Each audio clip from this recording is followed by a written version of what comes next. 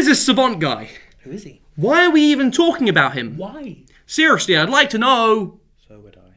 Sonic Squeeze, coming up next.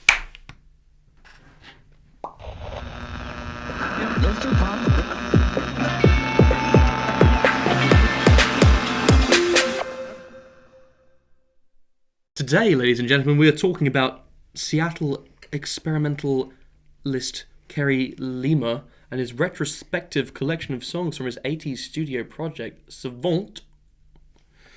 The bulk of these songs were made between 1981 and 1985, with an exemption, is that a word? Yep. Sweet. Of 3 songs at the end of the album, which were made between 2009 and 2014. Which is, interesting. Let's dive straight in. Artificial dance. James. Using words. I don't know how else I was going to describe it. Sorry, the name of the song is Using Words. I also would like him to describe it.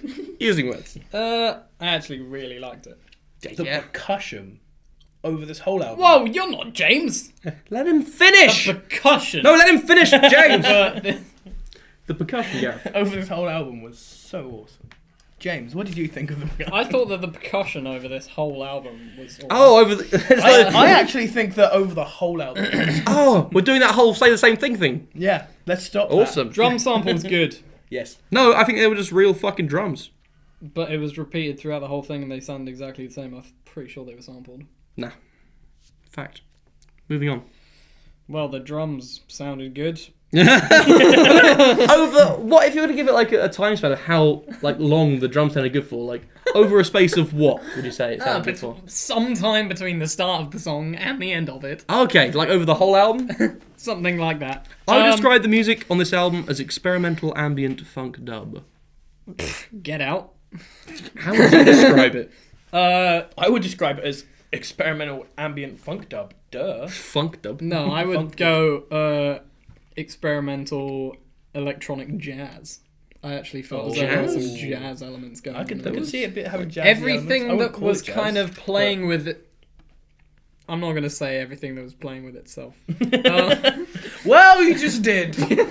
So, every time that something's brought in, it's doing something simple and it's trying to work as well as it can with whatever else is going on. And this happens throughout the entire album. And this song in particular does it incredibly well. And all of the sounds, and there are a lot of different samples and stuff going on in here. All of them are wicked, and they have wicked effects on them. You know why you should appreciate it even more? Why? Is because a lot of this is using tape compositions. So it's using all kinds of like Samples. Huh?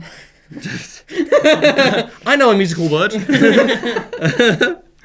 Yeah, he's like taking like he's actually cutting up the tape, stitching things together, like using tape composition stuff. You know, like where you'll reverse it. There is one over there. Yeah, you'll reverse the tape, or you'll slow down the tape and record it again, and it sounds fucking amazing. It takes a lot of fucking love and care and attention. A lot of time, which is why it started in 1980 and is only... Yeah, it's just been released now. Yes, 29 years later, here we are. I love the guitar touches all over this. Like, it never goes as far as a melody. No. It's always that kind of atonal, little bits of colour, little bits of...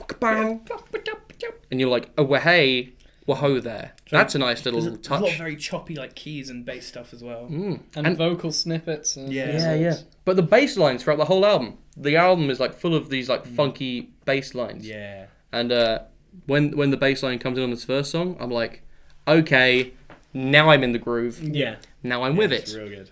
And it kind of carries on in that vein throughout the whole album. Indifference. I'm indifferent about it. This has I like it. the funkiest of funky bass guitars. Yeah. Oh, yeah. It has wicked bass. It has some really interesting kind of timing things going on with it. Dude, Pads and synths galore. First things first. I'm the realist. Yeah. But first things first. Sick fucking beat, man. When I heard this, I was expecting MF Doom to come in and start doing a fucking like verse on it. Because it reminded me a lot of Governor by that JJ Doom track. It was because it was so wonky and weird and it's fucking fucking hip hoppy and awesome. James. Indifference? Liked it. Neither There was here some nor really there. nice like choppy guitar going on as well through it. Yeah. Go. And there was like a looping outro bit which I thought worked like really well. Yeah. Fucking tape, man. Fucking tape. Tape is the It was shit. cool as shit. The Neo-Realist. That was probably one of my favourite songs in the whole album. Yeah. I agree. Yeah. It's got this kind of menacing dub bass line running throughout, and with this kind of narrative from this crazy guy who South thinks he's African Jesus dude, or right? some shit. A lot of the things on this album, I felt the only problem with them is they're very old school in that they run on for a long time. And some of these songs start to drag at points. But they're always fully awesome the whole way through. But sometimes you've heard all the awesomeness, you're like, okay, you could do something else now.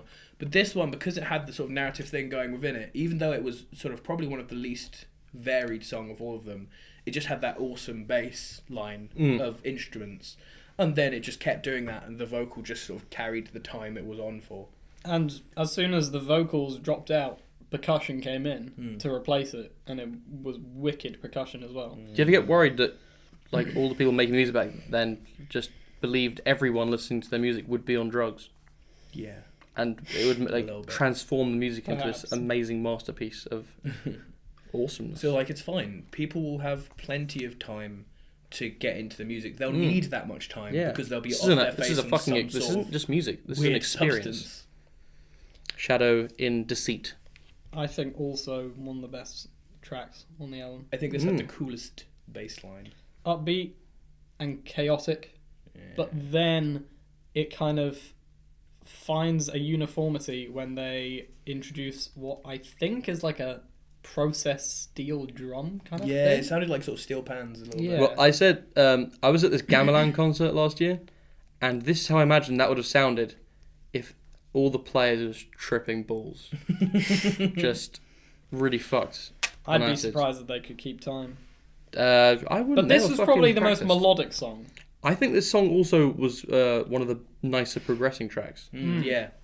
The second section goes on a bit too long, but the first section progresses real good. I would have liked if, like, nearer the end of the second section where the bass has dropped out and it's more high stuff, the bass would come in again. Yeah, the fucking that would be the Maybe bass. that's just not what he was going for. It probably isn't. And he probably has his reasons. But I feel would like the bass is so important in all these songs. Bass Yeah. guitar, and the bass guitar changes from song to song. Yeah. Like it's probably a sample, which is probably why. It's, Yeah.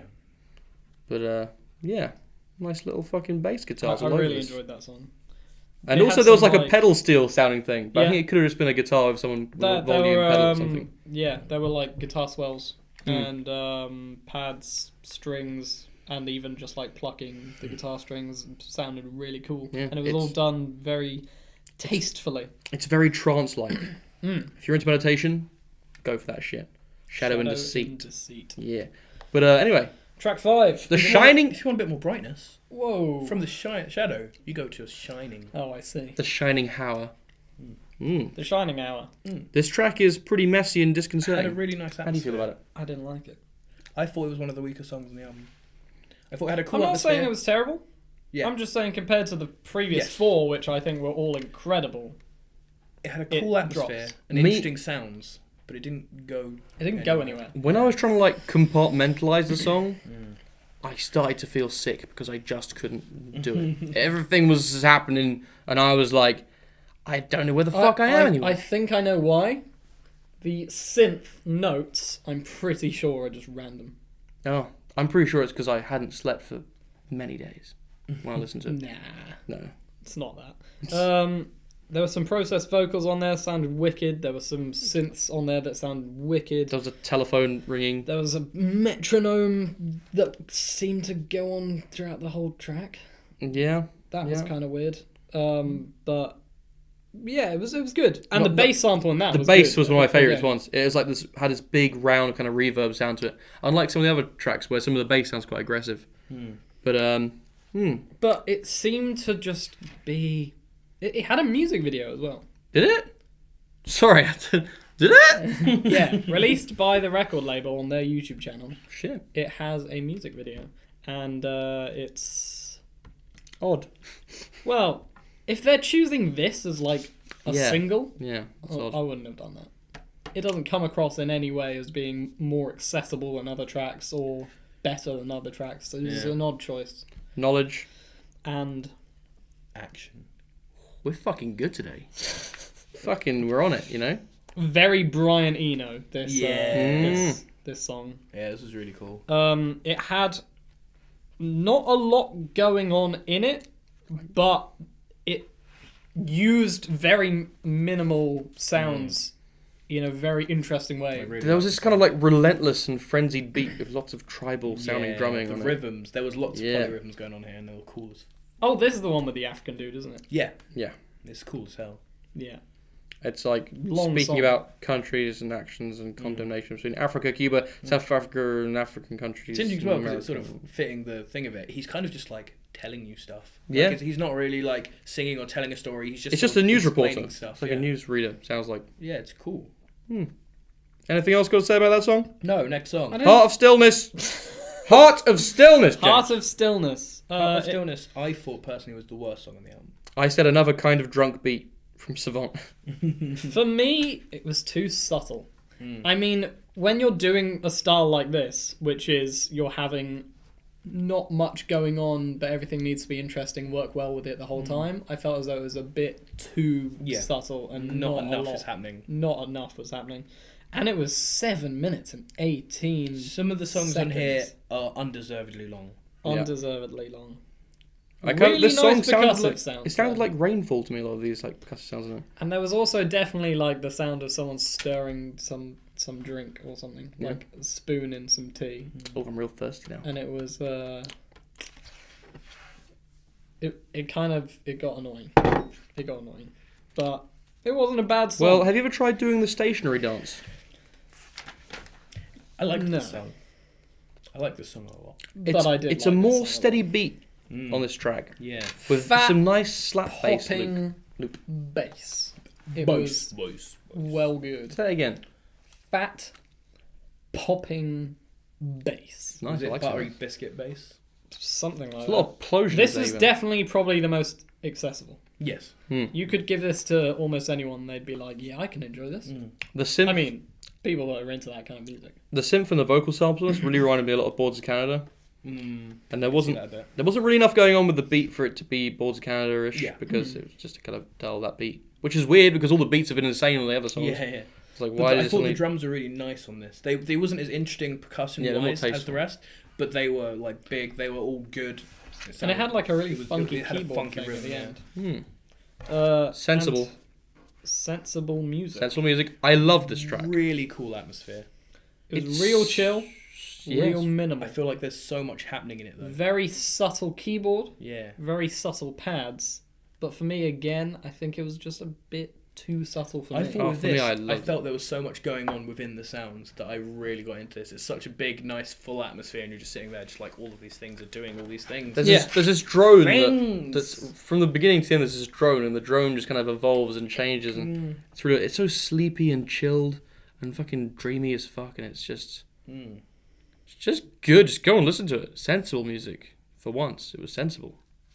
That's why I liked it. Deceit in Passion, the second Deceit song. I'm gonna make something up here and say and define the synth in this song as throaty, Okay.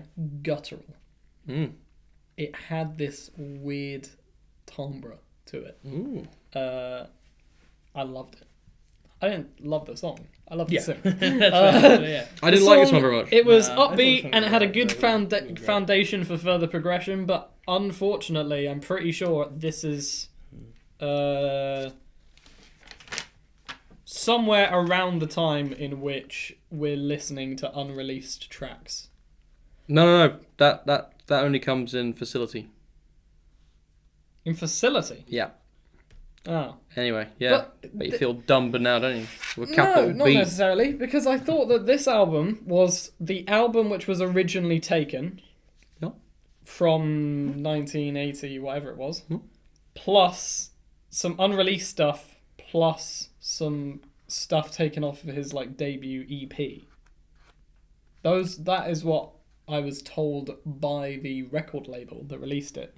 And this song, it just feels as though it's kind of not finished. and it's I short. disliked the drums immensely. I thought they sounded bad. I didn't like the beat. I'm gonna move straight along to fucking the radio. I thought exactly the same. I thought it was very minimal, a bit boring at times. There was nothing new after the first minute, and it was only like 2 minutes and 44 seconds. Precise. Ooh. 2 minutes and 44 seconds long, and that makes me think, Yeah. it's not finished. If it wasn't interesting in those 2 minutes 44 I seconds, thought there were some cool sounds going on in this though. I thought some of the cool big distorted sounds and the radio static stuff was kind of interesting. I didn't think it was a great song, but I thought there was enough interesting stuff going on here that I was like, yeah, that's pretty cool. I would rate it a 5. I wouldn't say it was bad, but it's really nothing. I thought some of the big distorted sounds were kind of cool. Whoa, are you guys talking about the radio? Yeah. Yes. I liked this one. Kind of sort of Paul Robinson-y, big distorted sounds. This was like listening to early creepy dubstep, like listening to Superfly by Scream. It had some of those big sounds, kind of very atmospheric. If it had more constant sort of drum and bass thing, I could definitely. Yeah. Facility. Track 12. Nicely progressive, this one. Very progressive. Yeah, it just had like a minimalist ambient house feel to it. Yeah. Cool bass. And And, that's all there is to really say about it. No, it was like a drone sound all the way through. But it progressed with that sound, as well as having some really nice percussion with it. Yeah. I really liked this song. And there was some really dissonant like backing sound effects that were going on as well. I liked it. It was Yeah, decent. I really It liked wasn't that great. I thought this I don't was think great. it was great. I thought this one was one of the best in the album, to be honest. I agree. Whoa. I agree. Falling at 2 speeds. This one had an awesome atmosphere, but I feel like some of the sounds are a bit too heavy for a bit too long. The bass pad in particular, I think gets a bit overbearing after a while. You're sitting there and it's just constant, like, big, really low down bass notes. And I think it gets a bit too much where I'm like, I feel like my ears are a bit hurting now. I didn't like this one very much. This was my least favourite on the album. It was so ambient, with just very sporadic, isolated sounding drum flurries, which were just a They bit were too really big, but they came out For of no nowhere reason, yeah. for no reason. Didn't add much. much. I think that song and the last song on the album go together. They're very similar, Yeah. and that I feel. I thought that the last song was a lot better. I thought the last one was a lot better. Yeah, but like think about it like this. I think they both sound like they should be like a score or a soundtrack. Yeah, something. they sound very soundtracky, yeah. Could be. I was going to say that about Falling at 2 Speeds. I feel like the place it would work was with a film. Yeah. If the drums had maybe reasons to come within the film or something, or if it's just like building up tension, it's just like every now and again sort of thing. Like, So I for think the it final could track, work. Fault Index, Mm. I thought it was good. Like, I thought it was there really were a good. lot of atmospheric layering. The drums effects was slow- very going nice on. The slow drums beat. were very different in this one. I feel. Yeah, very simple. They sounded Very very simple. recorded in this one. And as they well. only Like, came in like halfway through the song. This one, I think they definitely sounded recorded because they had so much reverb on them. You could like hear the room in those drums. And the synth work was good throughout the song. Yeah, it was decent. And again, a lot of like dissonant stuff going on. Yeah. I'm not Short sure. bass samples, kind of weird. I'm not sure how I liked this song as an outro to the album. I felt kind of Yeah, disjointed from the rest I of the didn't album. feel as though it was much of an outro. But I don't think there was much structure within this album at all. Yeah, I yeah. feel like it was Again, just a lot of I interesting think it's things going on. because it's not a full album. Yeah, it's sort of It's a like, collection of stuff. as I described earlier, It's like a it's like compilation. a deluxe reissue of an album. Hmm. But So favorite tracks, guys, from this album. Shadow and Deceit. Yep. The Neorealist. Facility and Sensible Music. Okay, I'm just gonna go with neorealist, sensible music, and facility. Yeah. using words, Yeah. indifference, Yeah. the neo-realist, shadow in deceit, and stationary dance. Okay. Okay. I feel as though you guys shouldn't just like name half fucking albums when you guys talk about favorite songs. It's only 4 songs. I put 5 actually. But That's still like a third of the album. It's too much. Not too much. Too much. no, I disagree. What do you want to give scores, Gareth, out of 10? I'd say a 7. 7?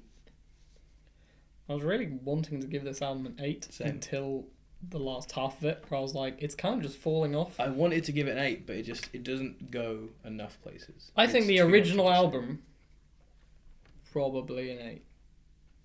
Maybe a 7. I think this, it's a strong 6, light 7. I'm going to give it a light 7. That's fair. I'm going to give this album a strong 6. that's all from us here at the Sonic Squeeze today. We've been talking about Artificial Dance by Savant. Please press that little like button if you like the video, and subscribe if you want to see some more of us, guys. See you soon, guys. Bye-bye.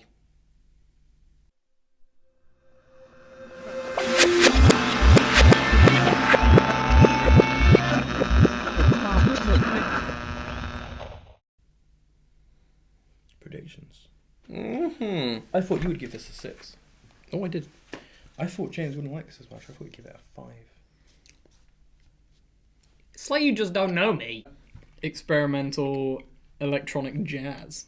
I actually felt there were some jazz elements going on. I could see it having jazz everything elements. that was kind of playing with it.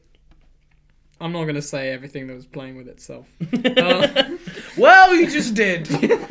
So, every time that something's brought in, it's doing something simple and it's trying to work as well as it can with whatever else is going on. And this happens throughout the entire album. And this song in particular does it incredibly well.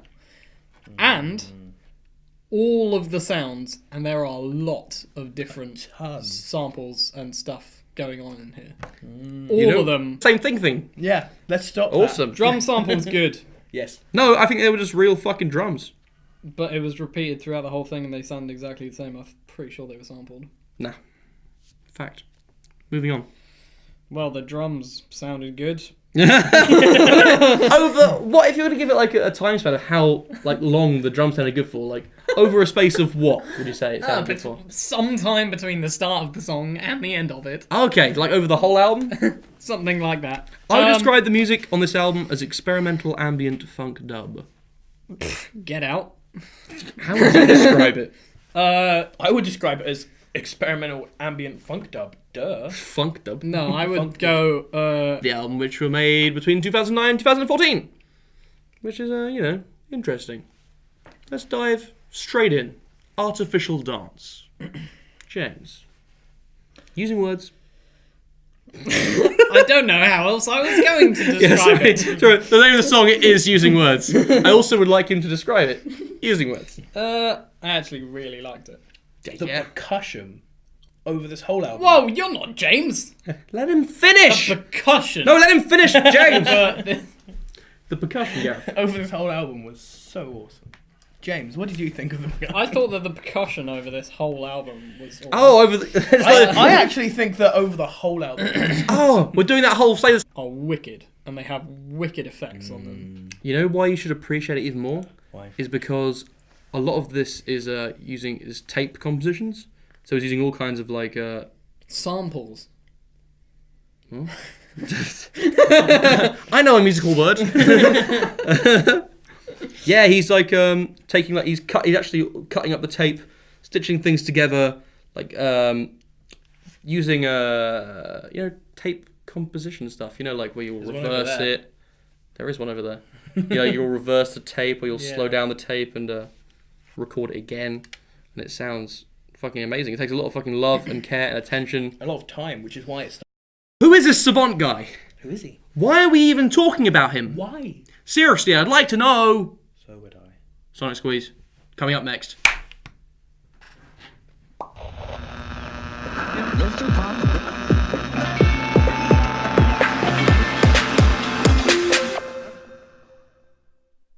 Today, ladies and gentlemen, we are talking about Seattle experimentalist Kerry Lima and his retrospective collection of songs from his 80s studio project, Savant.